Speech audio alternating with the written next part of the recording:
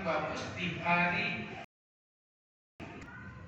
hari ketujuh berbarengan dengan akikahnya. Nah, karena riwayat At-Tirmidzi dari Amr bin Shu'aib dari ayahnya dari kakeknya, anak Nabi sallallahu alaihi wasallam, bahwa Nabi sallallahu alaihi wasallam amara bi tasmiyatil maulud yaum sabi'i wa ubiyat adzan wal haqq.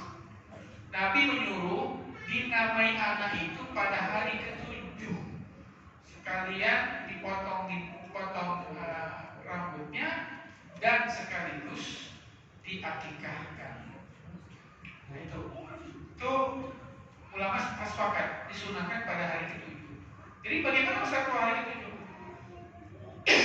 Kalau bisa jangan dulu dibilang saya menamainya. Kalaupun kita punya nama Pak, simpan dulu itu nama. Lalu kita ungkapkan nama itu pada hari ke-7.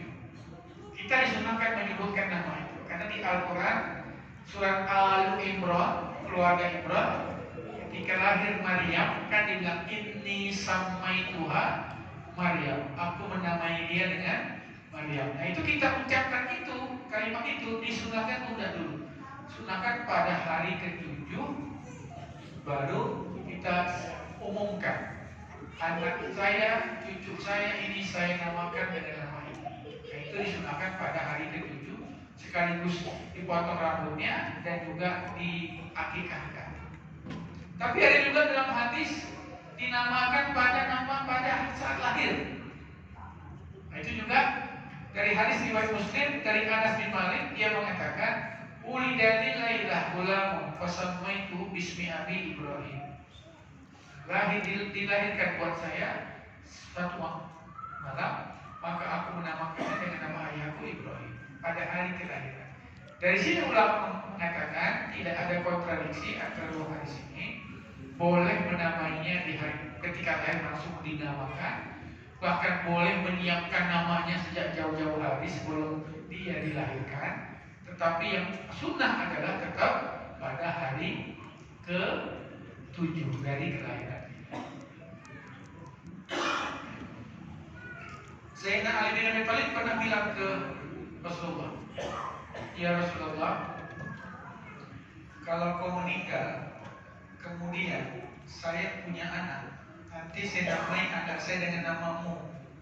Kata Nabi, boleh, silahkan. Nah maka begitu Nabi meninggal, 6 bulan Fatimah meninggal, Sayyidina Ali bin Abi Thalib nikah lagi dengan perempuan lain, hamil, lahir anaknya, beliau namakan Muhammad Al-Hanafiyah. Nah, itu boleh Pak, pada jauh sebelum anak itu lahir. Tapi tetap disunahkan kita namakan pada hari ke-7, sunahkan. Tapi kalau sebelumnya tidak ada masalah, boleh-boleh saja. Itu adabnya atau caranya kita menamai. Baik, kita lanjut di adabul mufrad. Ulida li rajulin minna ghulam fasammahu al-Qasim wa qulna la naknika Abul Qasim wa la karamata. Fa akhbar Nabi sallallahu alaihi wasallam qala sami'na Abdurrahman. Ada orang punya anak di zaman Nabi, dia namakan anaknya Qasim. Otomatis Pak, julukannya Abul Qasim lah. Itu kan menyamai Nabi.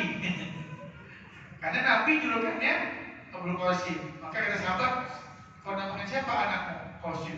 Wah, walaupun anakmu Qasim, kami gak akan menamakanmu Abul Qasim. Karena Abul Qasim hanya Nabi Muhammad SAW. Terus Nabi dengan panggil dia, kata Nabi, ganti ya, jangan Qasim, ganti Abdurrahman, supaya kau di kuliah Abdurrahman. Kata ulama bukan berarti Nabi melarang kita menamakan anak Qasim. Nanti hadisnya disebut Pak. Nabi katakan silahkan nama anakmu Qasim. Qasim itu artinya membagikan Pak, membagi. Qasam Yasin itu artinya membagikan. Kata Nabi silahkan kalian namakan anak kalian Qasim, tapi jangan berkunyah Abul Qasim, karena Abul Qasim itu khusus buat Nabi SAW. Sehingga ada banyak sahabat menamakan anaknya Qasim, tapi dia nggak menyebut dirinya Bapak Qasim atau Abul Qasim. Dia Abu yang lain, misalnya anaknya Pak Qasim, Abdullah, Abdurrahman, Ja'far, dia pakai Abu Ja'far. Saya nggak mau pakai Abul Qasim, karena itu khos, itu khusus untuk Nabi SAW. Karena pernah Pak, Zaman Nabi itu yang dikunyai Abul Qasim itu bukan hanya Nabi. Jadi dipanggil, ya Abul Qasim. Nabi noleh, oh bukan kau Muhammad Abul Qasim yang ini. Nah, itu tikung Nabi namanya itu. Maka semenjak itulah sahabat nggak mau lagi menamakan orang kunyai Abul Qasim kecuali Rasulullah. Nabi lagi jalan, dipanggil, wahai Abul Qasim. Ah, kata Nabi, oh bukan kau aja Abul Qasim itu tuh. Nah semenjak itulah Nabi nggak mau ada orang yang diberi kunyah Abul Qasim karena Abul Qasim dia khusus buat diri beliau sendiri. Itu dalam beberapa riwayat hadis. Kita lanjut. Berikutnya dari Sahal yang berkata, Utiya bin Munzir ibn Abi Usaid dan Nabi SAW hina wulida fawadu'ahu ala fakhidai wa Usaid jalisun falahan Nabi SAW bisya'id baini yadaihi fa'amaru Abu Usaid bibnihi fahtumina min fakhidin Nabi SAW lalu fastafaqat Nabi SAW faqala aina sabi faqala Abu Usaid qalabnahu ya Rasulullah qala masmu qala fulan qala la lakin nasmahu al-Munzir. Jadi Nabi pernah menamakan seorang anak namanya Munzir. Munzir itu kan artinya orang yang memberi peringatan. Apa kisahnya? Ini dari ketika lahir Munzir bin Usaid. Dia belum dinamakan Munzir, tapi dititipkan Nabi, datang mana anakku? Ayah ini kan Abi Usaid, Ibnu Abi Usaid. Ini anak saya, Rasulullah sini. Terus Nabi taruh anak itu di paha Nabi SAW. Karena Nabi sibuk, ada urusan, karena Nabi tolong ambil bayi ini. Saya ada sedikit urusan. Maka diambillah bayi tersebut. Kemudian setelah Nabi selesaikan hajatnya, Nabi bilang, mana bayi tadi yang di paha aku tadi? Karena sahabat sudah memindahkan ya Rasulullah. Nah, siapa namanya? Namanya Fulan.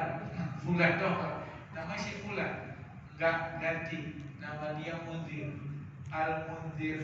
Maka sampai itulah akhirnya dinamakan Al-Munzir bin Abi Usaid. Itu enak luar biasa Pak ya. Diberi nama dengan nama bukan Abdullah, bukan Abdurrahman, bukan juga nama Nabi, tapi intinya itu supaya menjadi orang yang memperingati, orang yang memberi peringatan, orang yang berdakwah. Gak ada masalah. Baik. Jadi ulama mengatakan nama itu apapun boleh Pak, asalkan tidak buruk artinya. Kalau udah buruk artinya baru diganti, yang lain tidak usah. Terus hadis ke-358 dari Abu Hurairah, beliau mengatakan bahwa Rasulullah SAW bersabda, "Ahknal asma indallah rajulun tasamma malikal amlak." Nama yang paling buruk di sisi Allah adalah seorang pria yang dinamakan Malikul Amlak. Waduh, namanya Malikul Amlak. Malikul Amlak itu artinya raja dari segala raja. Oh, itu tidak bagus lah itu. Namanya Malikul Amlak. Nggak ada ya Pak? Di sini anaknya namanya Malikul Amlak atau Malikul Muluk. Itu berarti raja di raja. Tak boleh. Karena Malikul Muluk hanya Allah Subhanahu. Di kita paling ada tuh Khairul Anam Pak. Khairul Anam itu artinya sebaik-baiknya manusia. Itu gak boleh dibahas. Ada saya punya teman namanya Muhammad Robi Khairul Anam. Pas dia absen sama guru, absen kuliah di Hadramaut yang mana? Mana yang namanya Khairul Anam saya? Kamu yakin ya Khairul Anam? Khairul Anam itu artinya sebaik-baiknya manusia. Sama dengan Khairul Bariyah. Jangan sampai waktunya anak Khairul Bariyah. Apalagi Khairul Mursalin. Aduh, lebih bahaya lagi. Khairul Mursalin itu artinya sebaik-baiknya Rasul. Yaitu kan cuma Nabi Muhammad SAW. Nah, itu bagi yang nama anaknya Khairul Mursalin, tolong diganti. Itu karena apalagi Khairul Nas Pak. Kalau Khairul Nas itu juga sama.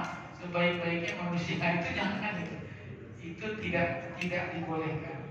Karena itu seolah-olah dia menganggap dirinya itu sebaik-baiknya manusia. Padahal sebaik-baiknya manusia itu adalah Allah Subhanahu wa Ta'ala. Baik. Berikutnya menyingkat nama. Menyingkat nama. maaf, mengganti nama juga pernah terjadi dalam hadis Muslim. Tapi Imam Bukhari meletakkannya di kitab Al-Adabul Mufrad.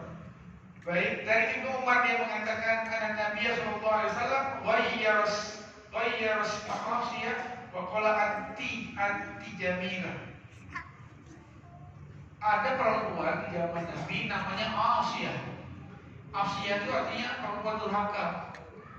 Perempuan Asiyah, perempuan yang durhaka. Coba orang Arab kasih nama anak itu enggak ada yang benar. Dia namakan anaknya Asiyah. Asiyah itu maksiat, maksudnya yang bermaksiat atau yang durhaka. Kata Nabi, siapa namamu? Asiyah. Ganti kata Nabi, anti jamilah. Kalau itu jamilah diganti Pak, dari Asiyah ke jamilah. Jamilah artinya kan cakep, cantik. Nah itu dirubah sama Nabi, karena namanya Asiyah, bukan Asia ya Pak. Kalau Asia betul, Asia pakai sin. Asia itu nama istri siapa? Fir'aun. Istri Fir'aun yang beriman kepada Allah tapi tidak pernah disentuh oleh Fir'aun. Ada di Al-Quran, walaupun namanya nggak ada, tapi kisahnya ada. Kalau sebutkan di Al-Quran, Imra'atu Fir'aun, perempuan si Fir'aun. Itu namanya As, pakai sin. As pakai hamzah. Asia. Kalau ini pakai ain. Asia pakai sok. Asia. Dia durhaka. Sama Nabi ganti anti jamilah. Kau namamu gantinya adalah Jamilah, nanti. Berarti nama Jamilah itu Pak sunnah ya? Itu bukan siapa-siapa itu. Nah, kalau orang namanya Jamilah bagus. Nabi pernah mengganti nama orang, seorang perempuan yang Asia menjadi Jamilah. Tapi nggak harus cantik Pak, cantik kan nggak harus paras. Cantik juga akhlaknya